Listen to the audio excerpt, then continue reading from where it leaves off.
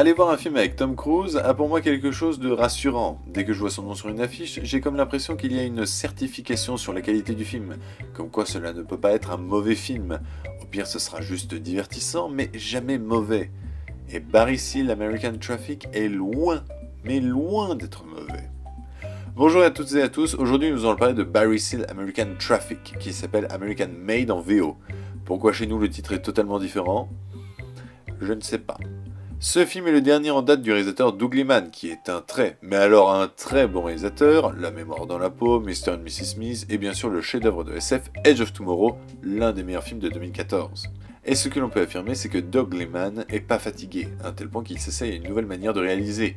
Jamais on n'avait vu un film de lui aussi coloré, fun et construit de manière assez clipesque. Par moments, sa réalisation fait penser au grain de folie qu'avait eu Martin Scorsese dans le Loup de Wall Street. Et c'est parfait pour le personnage dépeint dans ce biopic, car le film va à 100 à l'heure à la manière de Barry Seal. Pilote casse-cou qui peut se vanter d'avoir travaillé pour tout le monde, la CIA, la DEA et les cartels de drogue comme celui de Pablo Escobar. Doug Liman va donc jouer avec nous en n'hésitant pas par moments à éclater la chronologie de son film et à magnifier son montage pour renforcer le côté cocasse de certaines séquences qui paraîtraient clairement invraisemblables si cela ne faisait pas partie d'une histoire vraie.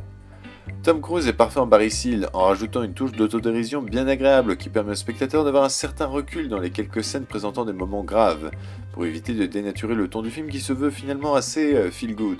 Le film cherche à aucun moment de dénoncer qui que ce soit, à part peut-être certaines pratiques de l'agence de renseignement américaine, mais le but n'est clairement pas là.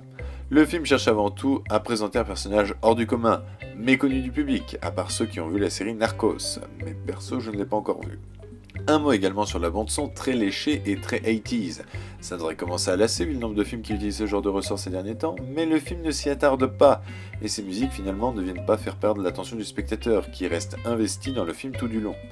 Bilan, Barry Seal, c'est très bon. Ce n'est pas le film de l'année, mais c'est le genre de film qui marque malgré tout, de par sa réalisation et son interprétation, et qui font passer un bon moment devant une œuvre de qualité. Donc, foncez!